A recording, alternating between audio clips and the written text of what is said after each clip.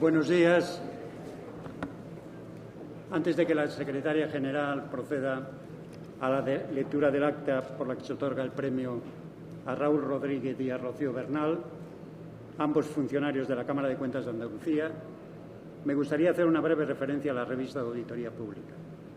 Hace ya más de 25 años, los órganos de control externo de Andalucía, Canarias, Castilla-La Mancha, Cataluña, Comunidad Valenciana, Euskadi, Galicia y Navarra apostaron por un proyecto cuya principal pretensión era difundir la labor de fiscalización para lograr una mayor comprensión de su cometido.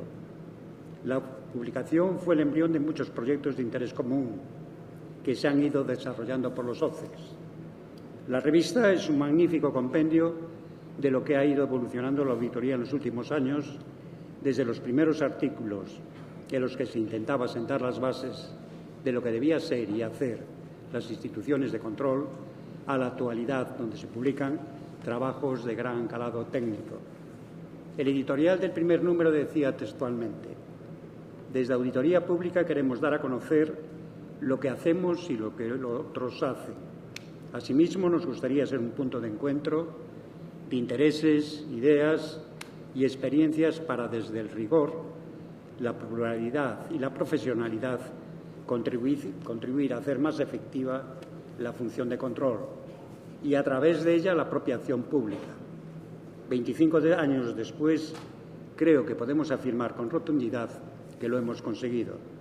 La revista Auditoría Pública es uno de los proyectos más asentados de los órganos de control externo y en el que se refleja la evolución de las instituciones y de la propia auditoría. Con motivo del 25 aniversario de la revista, hemos editado un número especial con el contenido que pueden ver en el tríptico que les hemos entregado y cuyo ejemplar está a disposición en la web. Finalmente, quiero agradecer a todos los miembros del Consejo de Redacción, los actuales y los que han pertenecido al mismo, pues ellos son los impulsores de este proyecto y los que velan para que, a día de hoy, la revista siga siendo una realidad. Cedo la palabra a la secretaria del Consejo de Cuentas para que lea el acta del Consejo Editorial. Gracias.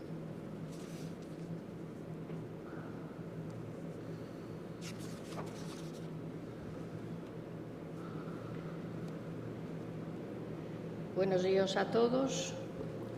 Doy lectura al acta del Consejo Editorial de la revista Auditoría Pública.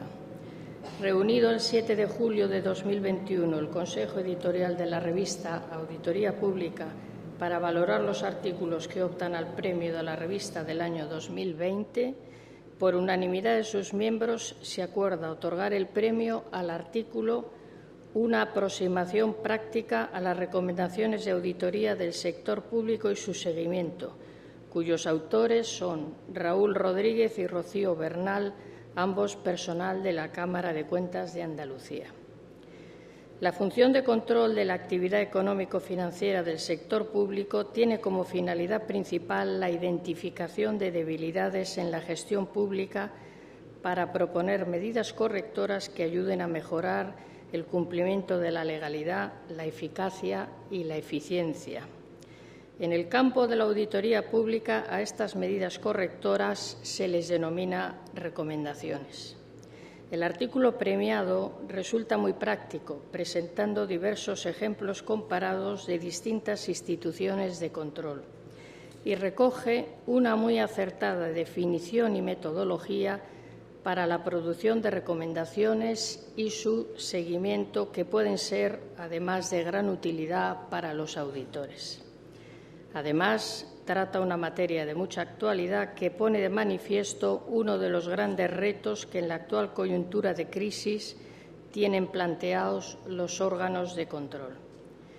El trabajo premiado expone, en definitiva, con rigor, las características que han de reunir las recomendaciones, que han de ser pertinentes y útiles y estar fundamentadas, y a su vez deben ser convincentes, concisas, comprensibles y constructivas. En definitiva, han de aportar valor añadido. Enhorabuena a los premiados.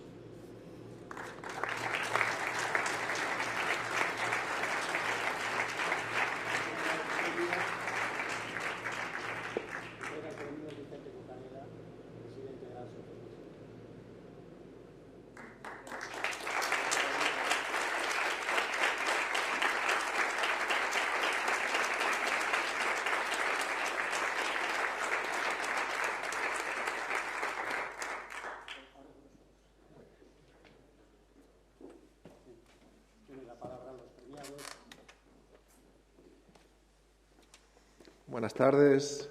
Lo primero es agradecer al Consejo de Contas de Galicia por la celebración de estas jornadas, el gran trabajo que han hecho por la organización y también a los ponentes. Han realizado unas exposiciones brillantes y sencillas en temas que realmente tienen cierta complejidad en algunos casos. También agradecer a la revista de Auditoría Pública, por supuesto, a su consejo editorial, a los presidentes que conforman a SOCEX por aceptar y publicar y otorgarnos este premio. Aunque suena tópico, nosotros decidimos elaborar este artículo fundamentalmente por poner en orden, estructurar, avanzar en el conocimiento de un ámbito específico de la auditoría pública. Y esto es sobre todo lo que le queremos agradecer a la revista, que nos hubiera motivado a avanzar, a mejorar el conocimiento, la competencia en un ámbito muy concreto de la auditoría y que además nos hubiese permitido poner en negro sobre el blanco nuestro conocimiento y nuestra experiencia en este tipo de investigación y de trabajo.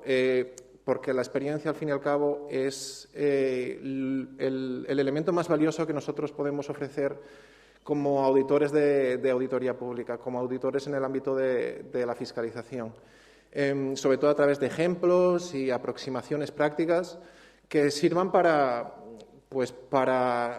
mejorar el conocimiento de los compañeros y ser fácilmente aplicables y reproducibles para todos los SOCEX.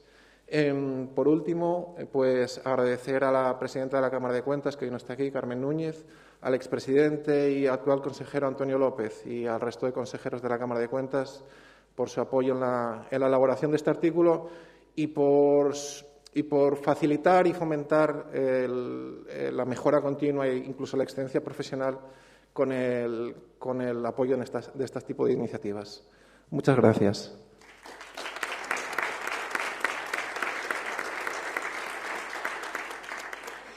Bueno, yo quería darle las gracias a mi compañero Raúl por haber contado conmigo en la elaboración de este artículo. Voy a hacer un pequeño resumen del mismo. Hemos dicho que se titula Una aproximación práctica a la recomendación de auditoría del sector público y su seguimiento. Como sabemos, la elaboración de recomendaciones y su seguimiento son áreas fundamentales en los trabajos de fiscalización que realizan las instituciones de control externo. El artículo que hemos escrito lo hemos estructurado en 4 apartados. El primero es una breve introducción. El segundo se denomina las recomendaciones en las instituciones de control externo, una perspectiva internacional.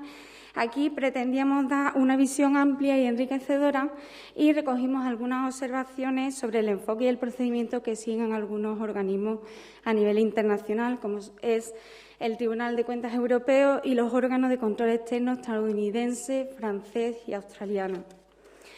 El tercer apartado de nuestro artículo se denomina una visión práctica para las recomendaciones. Destacar 2 normas importantes en este ámbito: la Guía Práctica 1735, elaborada por ASOCES, y la Guía Práctica para la elaboración de recomendaciones en los informes de fiscalización de la Cámara de Cuentas de Andalucía. Una conclusión básica de todas estas normas es que las recomendaciones deben de seguir una serie de criterios, como son la pertinencia y la utilidad, la fundamentación y no vinculación, la vinculación a objetivos y conclusiones, la relevancia y, por último, la monitorización y evaluación. Bueno, y como conclusiones, pues con carácter general, las entidades que hemos analizado se preocupan por elaborar recomendaciones que aporten soluciones prácticas a las debilidades encontradas. Para que estas recomendaciones sean aceptadas e implantadas en un plazo razonable de tiempo, pues tienen que ser discutidas con el auditado y además hemos visto que tiene que cumplir una serie de requisitos. Y por último, para dar cumplimiento a todo lo anterior, pues será necesario que los equipos de auditoría tengan un conocimiento adecuado del funcionamiento interno de la entidad y de su entorno, de forma que sean capaces de proponer propuestas de mejora para estas debilidades. Muchas gracias.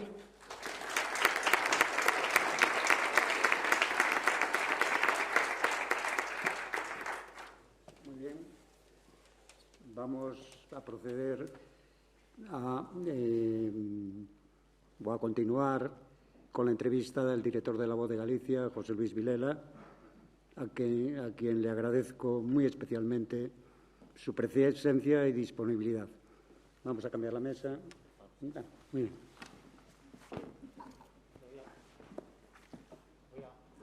No sé si se me escucha. Sí. Voy a aprovechar para introducir el acto porque hemos considerado que en el marco de la entrega del premio de la revista y visto la celebración de los 25 años de la revista, entendimos que era bueno hacer una pequeña reflexión acerca de la relación que existe entre los órganos de control externo y los medios de comunicación.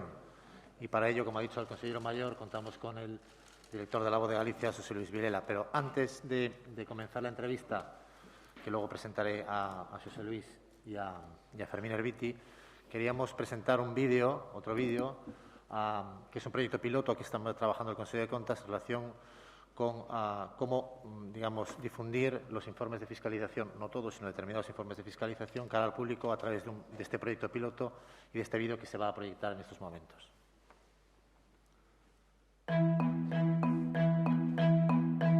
El Consejo de Contas de Galicia, como órgano de control externo de las cuentas y la gestión económico-financiera del sector público de la comunidad autónoma, presenta el análisis integral de la gestión de las universidades públicas de Galicia.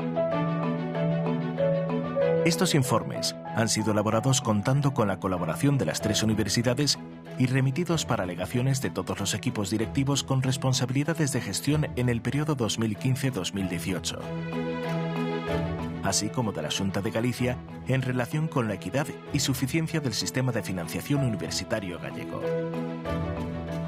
Los resultados se han presentado al Parlamento de Galicia para su debate en comisión por la representación de la ciudadanía gallega y se difunden de forma abierta y permanente en el portal web institucional del Consejo de Contas de Galicia. Las universidades públicas gestionaron en 2018 un presupuesto anual conjunto de 543 millones de euros. En los informes individualizados se analizan 9 áreas clave de la gestión pública universitaria. 1. Planificación y presupuestos.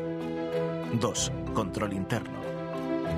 3. Transparencia y calidad de las cuentas y de la información financiera.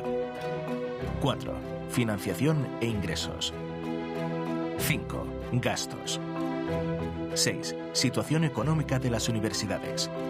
7. Contratación. 8. Gestión de la investigación y la innovación. 9. Gestión y control de las entidades vinculadas a cada una de las universidades. En cada área se emite una opinión global y conclusiones contrastadas.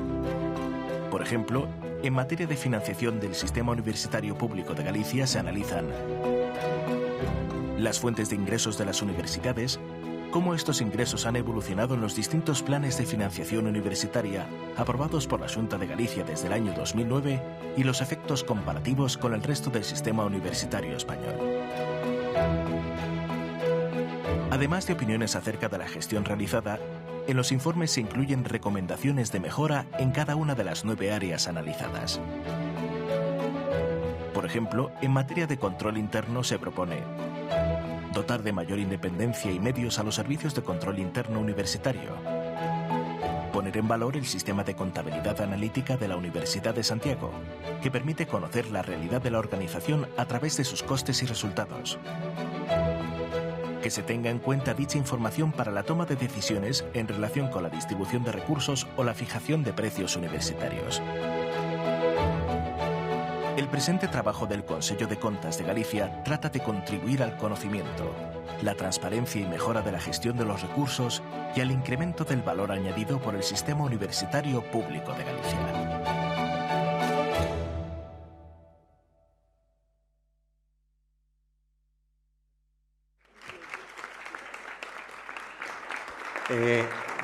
Como he dicho antes, contamos con José Luis Vilela, que es periodista, que comenzó a trabajar en la redacción de La Voz de Galicia en 1975 y ha desempeñado funciones de responsabilidad en las principales secciones del periódico. Llevó a cabo diversos proyectos editoriales, como el Anuario o la Guía de Galicia, y es autor de varios libros.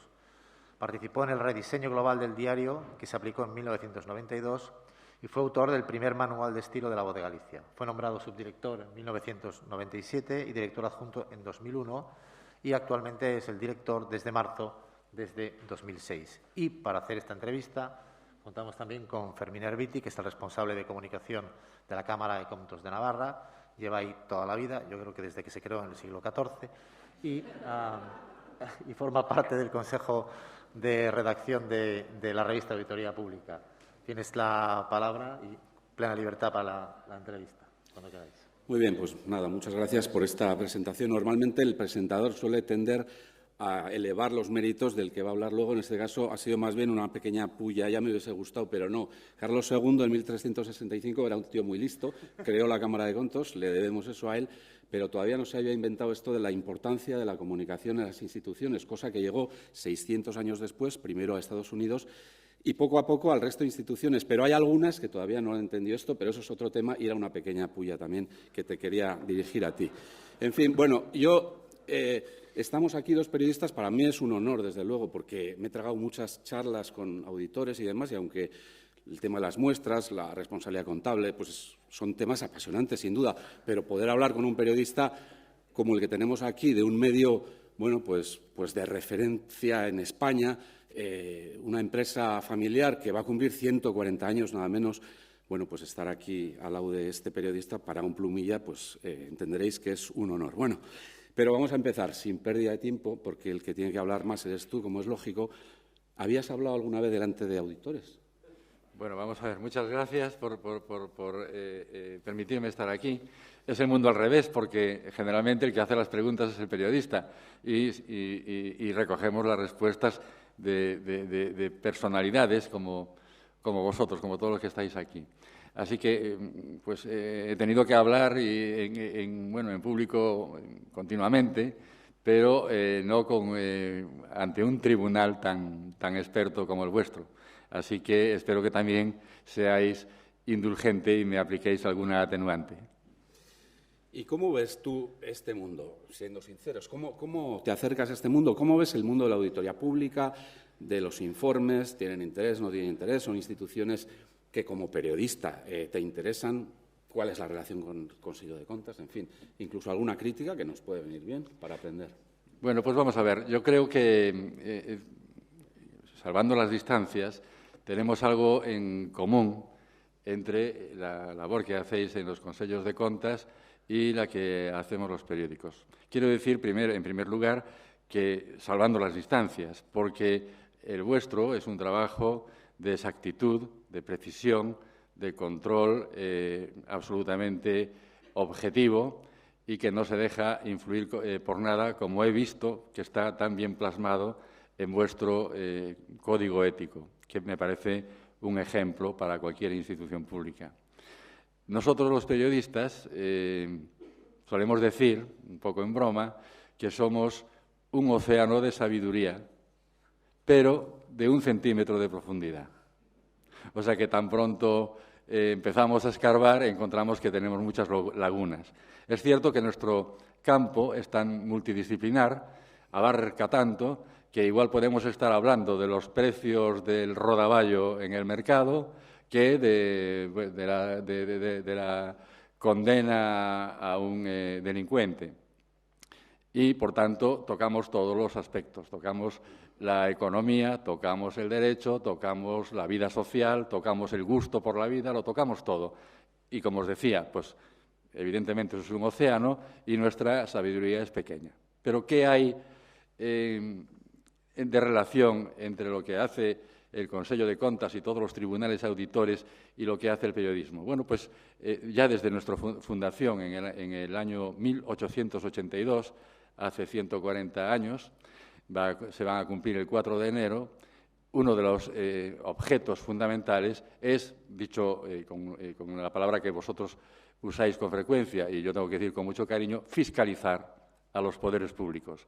Nosotros también queremos estar pendientes, quizá a veces sin vuestra objetividad, dejándonos llevar por las eclosiones de las noticias que cuando aparecen se hinchan como un globo y después se desinflan, sin tanta precisión como vosotros os decía. Sí que estamos buscando siempre que la sociedad, que son nuestros lectores, nuestra audiencia, estén informados y se puedan formar su propio criterio, su propio juicio. Ya sabéis que hay mucho tipo de prensa, y ya no me extiendo más en la respuesta a la primera pregunta. Hay unos periódicos que, bueno, pues que tienen como finalidad coincidir por afinidad con su público. Es la prensa, pues digamos, más ideologizada, que es algo absolutamente legítimo. Pero después hay otros periódicos, como es el caso de lo que se ha venido a llamar la prensa regional, y muy especialmente el nuestro, que tenemos un público absolutamente diverso y al que no buscamos por la coincidencia ideológica, sino que lo buscamos porque viven en un territorio y forman parte, como es el caso de Galicia, de un pueblo. Y, bueno, pues tenemos que observar todo lo que hacen las administraciones públicas, desde el concello más pequeño hasta la propia Xunta de Galicia o el Parlamento, con ese espíritu crítico que se desarrolla siempre desde el equilibrio y desde una palabra que en la redacción usamos muchísimo, que es el juicio sereno, es decir, no calentarse, ir con tranquilidad a observar los acontecimientos y contarlos.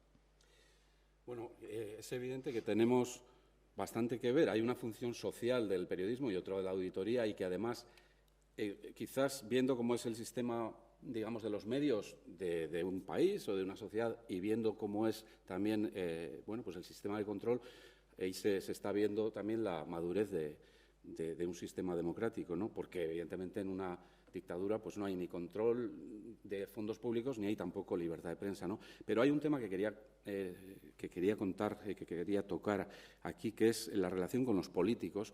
Bueno, tú eres el director de un periódico, como hemos dicho, de referencia y que tiene mucha influencia.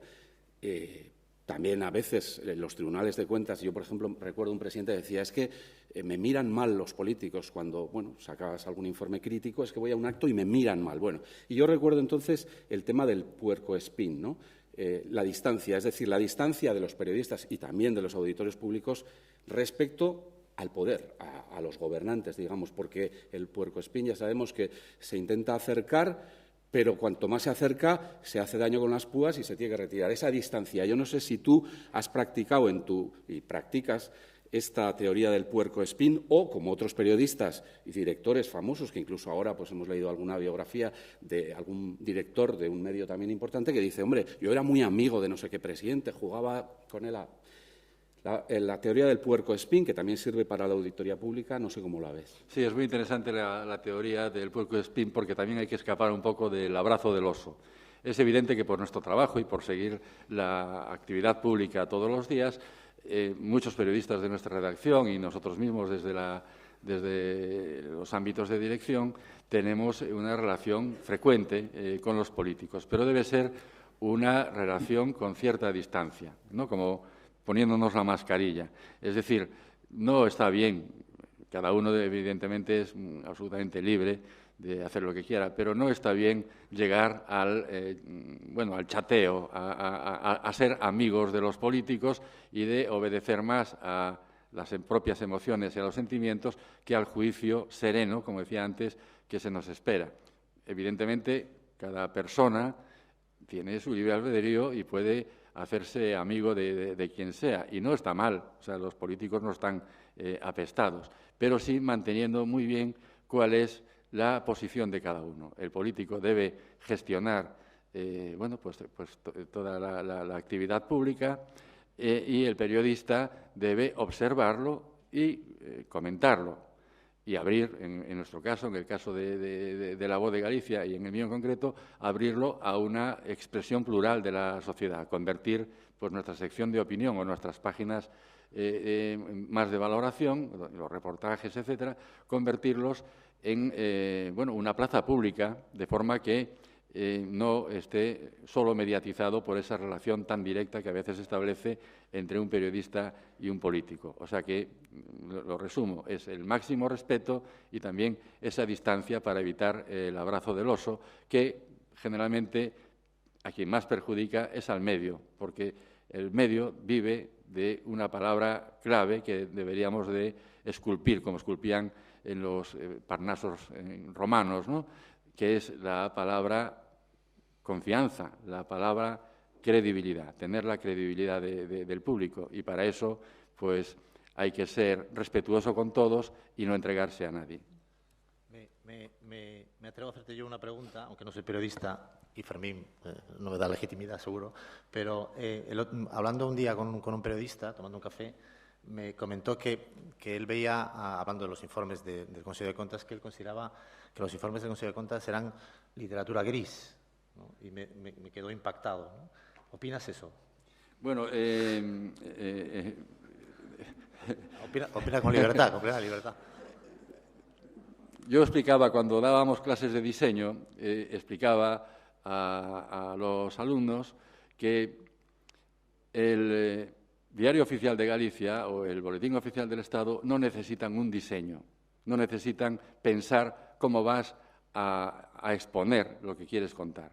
Lo que quieres contar es el fondo y la forma de exponerlo, pues eso, es la forma, ¿no? Es decir, ellos no necesitan porque nos obliga a seguirlo, a leerlo, y es una obligación de cualquier ciudadano, de cualquier empresa, de cualquier actividad que tenga que estar al tanto de todo lo que le puede incumbir y que sale ahí publicado. Sin embargo, cualquier otro medio de comunicación, desde una revista semanal hasta un periódico, lo que tiene que hacer es captar la atención de los lectores, de quien va a dedicar su tiempo, o sea, le vamos a robar tiempo, va a dedicar su tiempo a seguirnos, ¿no? Y entonces, bueno, pues el diseño tiene que un poco ir buscando en la forma de titular, en la fotografía que se elige, hasta en el pie de foto, en los destacados que ponemos, etcétera, son todo puntas de lanza para que finalmente entre en el texto, que es donde está el fondo. Y ya sabemos que todos, como lectores, no entramos en todos los textos, sino que simplemente vamos mirando así, ¿no? Entonces, nuestro texto también nos obliga a tener ese concepto de la forma, es decir, a cuidarlo, a hacerlo atractivo, a hacerlo muy fácil de entender, ¿no? Evitar cualquier barrera para los lectores. Un lenguaje, nosotros llamamos lenguaje coloquial culto, es decir, el que se habla en la calle, pero cuidado, ¿no? Debe ser la exposición sencilla y además debe ser, si puede ser, interesante, es decir, que de alguna manera levante algún sentimiento. Cuando uno lee un artículo de opinión, pues que le genere algún sentimiento, o la sonrisa, o la preocupación, o cualquier otro de las emociones humanas, ¿no? ¿Qué nos pasa cuando nos enfrentamos a los informes de más de 100 páginas? Bueno, pues que nosotros tenemos que desbrozar, buscar dónde está los puntos calientes y tratar de transmitirlo de la manera más asequible para todo el mundo. Y bueno, sí, hay redactores de mi redacción que dicen, bueno, acaba de salir el informe del Sergas, son 600 folios, espérate un rato a ver qué saco de aquí, porque evidentemente no podemos publicar los 600 folios, ¿no? Y bueno, vuestro lenguaje tiene que ser absolutamente preciso, como el del boletín oficial, y el nuestro tiene que ser lo más asequible posible. ¿Hay punto de encuentro entre los dos? Yo creo que sí, y lo hacemos continuamente y a menudo. Bueno, está cambiando mucho la gestión del dinero público, el control del dinero público, está cambiando muchísimo el periodismo. La revolución tecnológica ha llevado a las empresas a una crisis muy importante. Hoy he leído, por cierto, en La Voz de Galicia un tema, la Xunta ha comprado 50 robots para hacer tareas, ojo, que las están haciendo funcionarios. Y entonces Feijóo ha dicho, claro, además pueden trabajar 24 horas y sin fichar ni nada, ¿no? Bueno, esto, un poco la revolución esta, ¿a dónde nos lleva? En el periodismo, porque es evidente que ahora se lee más que nunca, pero se paga más que nunca también. Entonces, ya sé que es muy difícil hablar del futuro ahora mismo, pero es evidente también que la gente de menos de 40 años no lee el periódico en papel, que no ve la televisión en directo, que no oye la radio.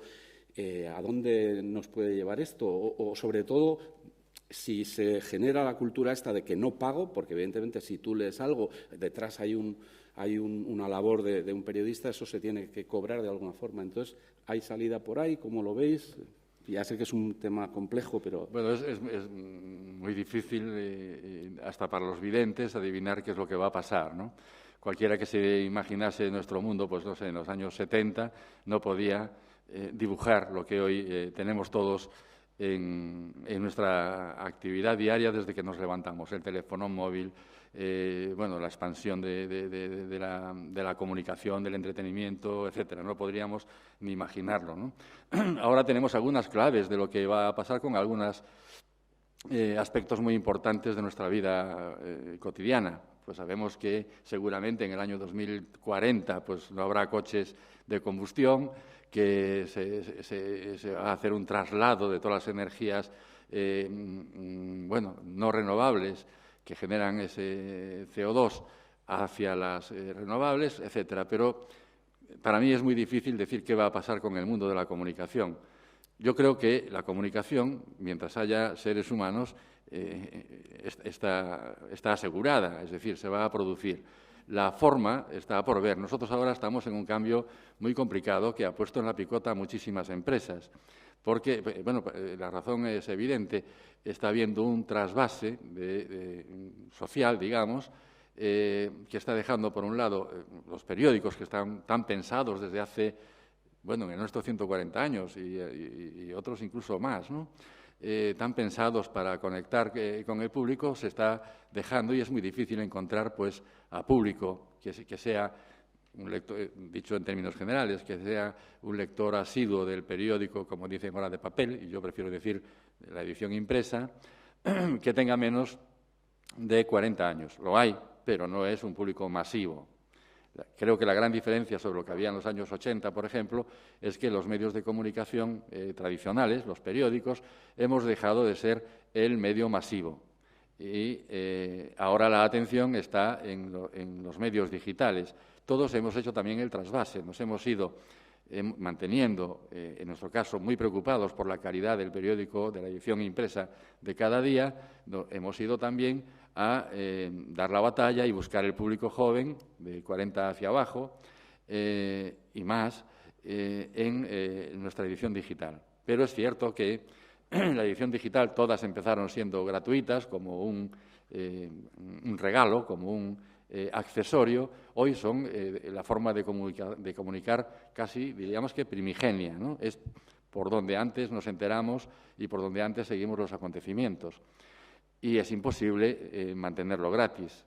Nosotros somos una redacción de casi 300 periodistas y un periodista, desde que se pone a trabajar, está, ya nos podemos imaginar, gastando dinero, o llama por teléfono, o se mueve, en fin, o está continuamente generando costes, ¿no? Y de alguna forma se tienen que compensar, porque si no se compensan, lo primero que baja es la calidad de lo que vas a ofrecer. En lugar de ir a los sitios, pues los cubres a distancia. En lugar de profundizar en un asunto, lo resuelves más rápido. Al final lo que pierde es la propia comunicación.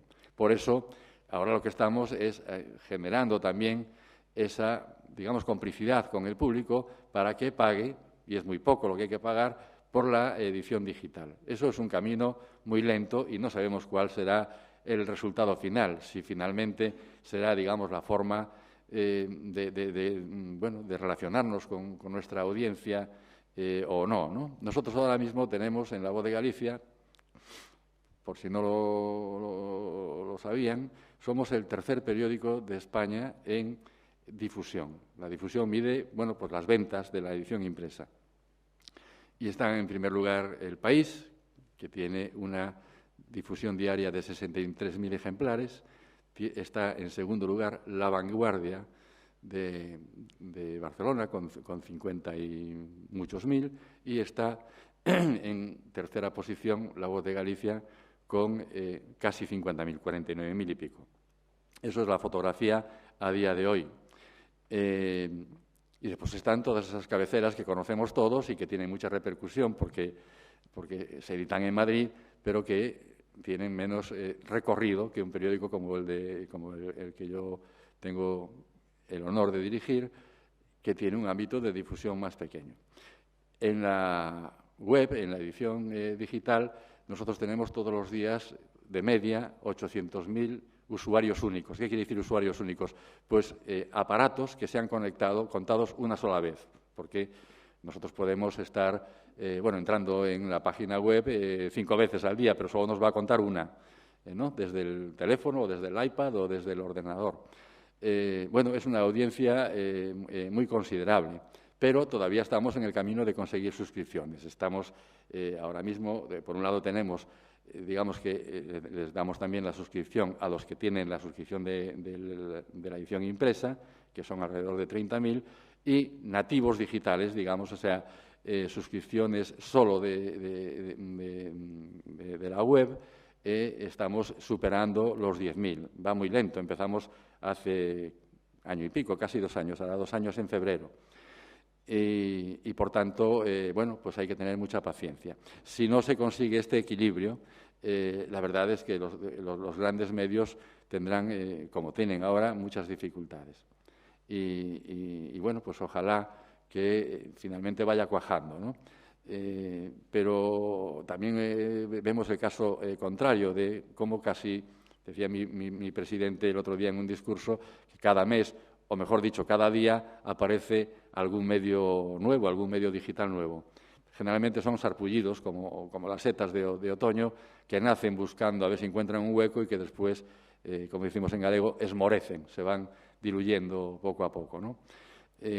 Bueno, es el mundo que nos toca vivir, es un mundo lleno de retos para los periodistas. El reto de comunicar todos los días en la web continuamente, al minuto, es muy importante y también tiene un riesgo, que es el riesgo de la falta de solidez. Hay que compensarlo, dándole solidez a la redacción y no teniendo excesiva prisa por publicar incluso las grandes primicias. Bueno, vamos con el último tema, breve, porque a la 1 tenemos el informativo, ¿no? Bueno, en la última cuestión. Es difícil que durante tanto tiempo estemos con un mismo tema. Hablo de la pandemia, desde luego, abrís hoy el periódico, como tantos días, y, sin embargo, se están viendo también muestras de cuestiones positivas, por ejemplo, el empleo, que hoy se destaca en todos los sitios. Resumidamente, si puede ser, aunque ya sé que es complicado, 1, tema de pandemia, ¿cómo veis el asunto? Si pensáis que puede verse el final pronto, si no. Y luego el tema económico, también importante, los 2 que hoy destacáis en la portada. De manera breve, si puede ser. Bueno, el tema de la pandemia, en primer lugar, es una preocupación para todo el mundo, no solamente aquí, evidentemente, pero los medios serios estamos haciendo un trabajo de sosegar. Es muy fácil encontrar, cuando uno abre Google o busca por ahí, encontrar las palabras pánico, miedo, temor, que nosotros evitamos mucho. Nosotros tratamos de ser mucho más sensatos, ¿no? Y a lo que más llegamos, en lugar de decir pánico, decimos inquietud, pero cuidamos también el lenguaje en ese sentido. Y ese cuidado del lenguaje también es la traducción de cómo lo vemos. Creemos que esto, evidentemente, se va a quedar con nosotros, ya no es lo que era al principio, cuando no teníamos ninguna respuesta contra el virus, y simplemente lo que hay que hacer es animar a la sociedad a que cumpla las normas y pedirle a los poderes públicos que no se sobrepasen en las restricciones, que se ajusten a lo estrictamente necesario, que también estamos viendo ese riesgo de que nos prohíban todo. Muy bien, pues muchas gracias. Muchas gracias por tu asistencia, José Luis, también a ti, Fermín. Creo que ha sido muy interesante. Y a continuación tendremos la conferencia de clausura a cargo de Santiago Lago. Muchas gracias.